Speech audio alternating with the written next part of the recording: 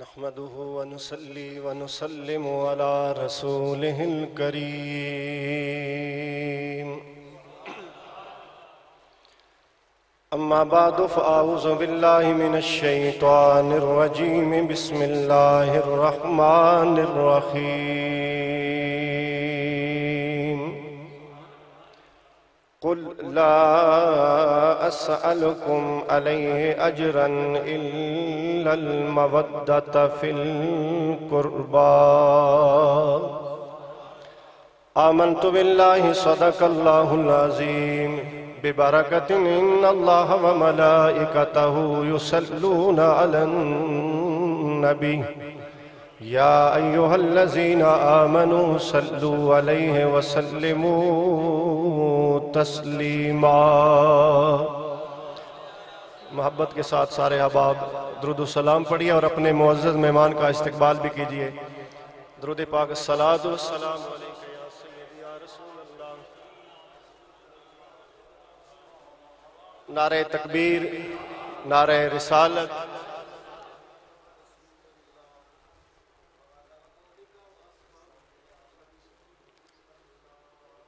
ماشاءاللہ ہماری محفل کی زینت بنے۔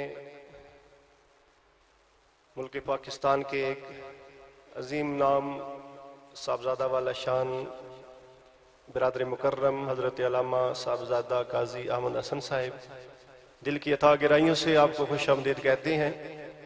انشاءاللہ بہت جلد اپنے خوبصورت خطاب سے ہمارے قلوب و اذان کو منور فرمائیں گے۔ ایک مرتبہ محبت کے ساتھ درود و سلام پڑھیے، کوئی زبان خاموش نہ رہے۔ اللہم صلی علی سیدنا و مولانا محمد وعلی آل سیدنا و مولانا محمد وبارک وسلم۔ الصلاۃ والسلام علیکہ یا سیدی یا رسول اللہ وعلی آلک و اصحابک یا سیدی یا حبیب اللہ۔ اے حسین ابن علی تیرا زمانہ یاد ہے، چھوڑ کر طیبہ تیرا کربل کو جانا یاد ہے۔ قرآن سے ہے نسبت تیری اور نعت کے قرآن تو، قرآن سے ہے نسبت تیری اور نعت کے قرآن تو، چڑھ کے نیزے پر تیرا قرآن سنانا یاد ہے۔ اے حسین ابن علی تیرا زمانہ یاد ہے، تیروں کی برسات میں چھوڑی نہ سید نے نماز، تیروں کی برسات میں چھوڑی نہ سید نے نماز، زیر خنجر آپ کا پڑھنا دو گانا یاد ہے۔ اے حسین ابن علی تیرا زمانہ یاد ہے۔ بعد از حمد و ثنا انتہائی ادب کے لائق سٹیج پر جلوہ گر علماء کرام، ثناخان مصطفیٰ، حفاظ کرام، بزرگوں، عزیز ساتھیوں، ماشاءاللہ آج کی یہ خوبصورت محفل پاک جیسا کہ آپ حضرات کو معلوم ہے کہ ہمارے عزیز جناب محمد سلیمان شبیر صاحب مرحوم، ان کی یاد میں یہ خوبصورت بزم سجائی گئی۔ دعا ہے اللہ کریم مرحوم کے درجات بلند فرمائے اور اس ذکر خیر کی برکت سے اللہ کریم کروٹ کروٹ جنت کی بہاریں نصیب فرمائے، آمین ثم آمین۔ حافظ صاحب نے ماشاءاللہ بڑی محنت سے یہ خوبصورت بزم کا انعقاد کیا، حافظ نظام صاحب نے، اور تمام دوستوں کو، بھائیوں کو، متعلقین کو اس میں بھرپور شرکت کی دعوت بھی دی، اور اپنے جو ان کے ایک پسندیدہ خطیب ہیں، ہر بار جب بھی وہ محفل کا اہتمام کرتے ہیں ان کی خواہش ہوتی ہے کہ قاضی صاحب ہماری محفل میں آئیں، تو قاضی احمد حسن صاحب بھی تشریف لا چکے ہیں، انشاءاللہ بہت جلد آپ کا خطاب ہونا ہے۔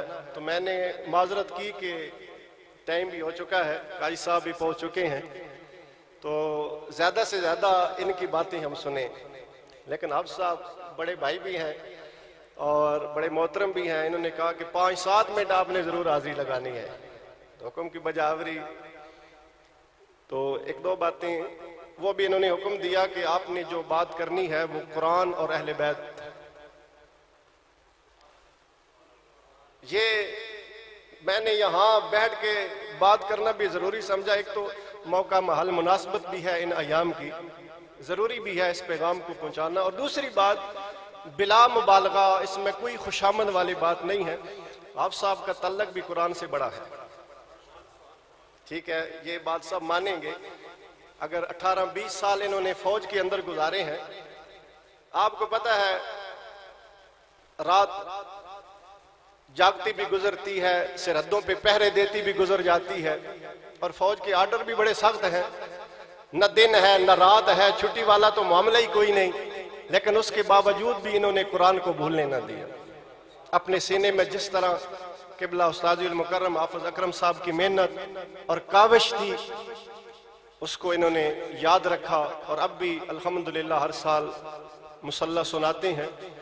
اور پھر پیار کتنا ہے، آج تو مدارس خالی ہیں، کوئی والدین بچوں کو پڑھنے کے لیے بھیجتے ہی نہیں ہیں، ہماری زیادہ تر توجہ دنیاوی تعلیم کی طرف ہے۔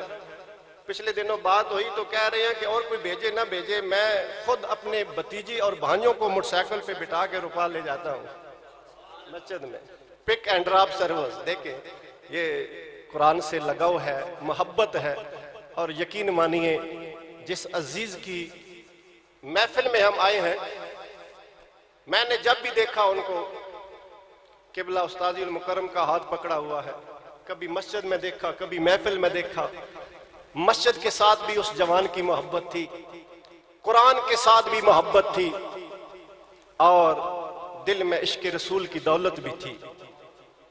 یہی کامیابی کا ذریعہ ہے، یہی نجات کا سبب ہے۔ اللہ کے محبوب نے فرمایا اپنی اولاد کو 3 باتیں سکھاؤ، ایک اپنے نبی کا پیار سکھاؤ، اور دوسرا حضور کی آل کی محبت، تیسرا قرآن کریم کی تعلیم دو۔ اور اللہ کے محبوب نے فرمایا اے میرے غلاموں، میں تمہارے اندر 2 بھاری چیزیں چھوڑ کے جا رہا ہوں، جب تک انہیں پکڑے رکھو گے میں مصطفیٰ ضمانت دیتا ہوں کبھی بھی گمراہ نہیں رہو گے، ہمیشہ ہدایت کے راستے پہ تم گامزن رہو گے۔ 2 چیزیں بھاری چھوڑ کے جا رہا ہوں، شرط یہ ہے کہ دونوں کو پکڑنا ہوگا۔ سمجھ آ رہی؟ بس میری یہ آخری بات میں اسی پہ ایک دفعہ کروں گا۔ اللہ کے محبوب نے فرمایا میرے غلاموں تمہارے درمیان 2 چیزیں چھوڑ کے جا رہا ہوں۔ بولیے کتنی چیزیں؟ آخر تک آواز آنی چاہیے، قبلہ قاضی صاحب بڑے دور سے آئے ہیں، اور جب بھی آتے ہیں بڑی یہ محبت لے کے آتے ہیں، اور ملوال والے اور اہل علاقہ ان کو بڑا پسند کرتے ہیں۔ تو گرمی تو ہے، مجھے بھی لگ رہی ہے، ان کو بھی لگ رہی ہے، تو آپ کو زیادہ نہیں لگ رہی، ٹھیک ہے؟ آخر تک آواز آنی چاہیے تاکہ قاضی صاحب کو پتہ چلے یہ تقریر سننے کے لیے بےتاب بیٹھے ہیں۔ بلند آواز سے کہیے سبحان اللہ۔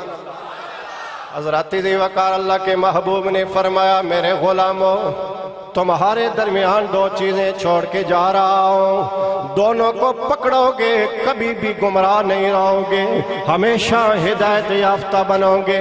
اللہ کے حبیب نے فرمایا ایک قرآن، دوسری اہل بیت۔ فرمایا قرآن بھی پکڑنا ہوگا، اہل بیت کا دامن بھی تھامنا ہوگا۔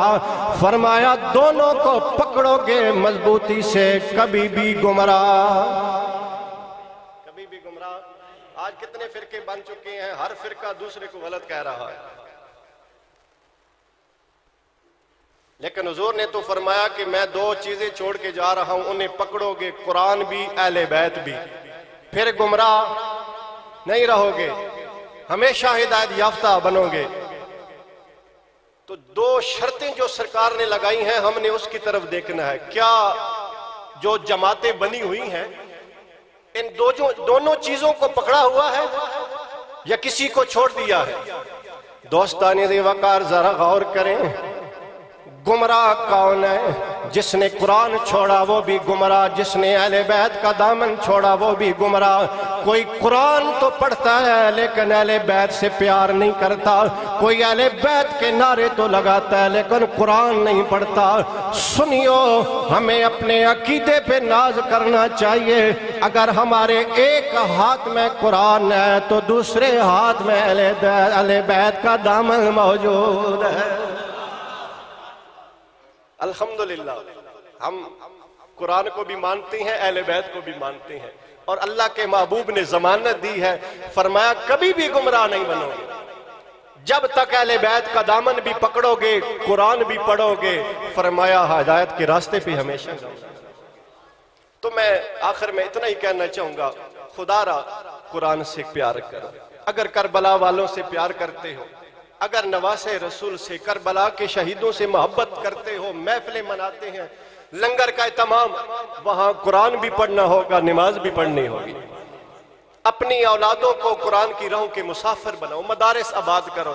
اللہ کی بارگاہ میں دعا ہے مالک اس کاوش کو اپنی بارگاہ میں قبول فرمائے اور عزیزم محمد سلمان شبیر کے درجات بلند فرمائے۔ جس طرح خوبصورت زندگی گزار رہے تھے، موت کا وقت مقرر ہے، موت جب آتی ہے تو یہ نہیں پتہ چلتا کہ اب یہ جوان ہے، بوڑھا ہے، بچہ ہے، موت نے جب آنا ہے اس نے آ جانا ہے۔ لیکن ایسی زندگی گزاری جائے کہ بندہ دنیا چھوڑ کے چلا بھی جائے نا، اس کی اچھی یادیں ہمیشہ باقی رہیں۔ یار اس نوجوان، اس جوانی کی عمر میں جہاں جوان لہو لعب کے اندر اور مختلف برے کاموں کے اندر اپنی جوانی ضائع کر رہے ہیں، یار کتنا حسین جوان تھا۔ یا اللہ کے گھر کے ساتھ اس کا پیار تھا یا رب کے قرآن کے ساتھ اس کا پیار تھا۔ میں سمجھتا ہوں وہ والدین بھی خوش نصیب ہے جن کو ایسی اچھی اولادیں ملتی ہیں۔ مالک عمل کی توفیق نصیب فرمائے۔ وآخر دعوانا ان الحمدللہ رب العالمین۔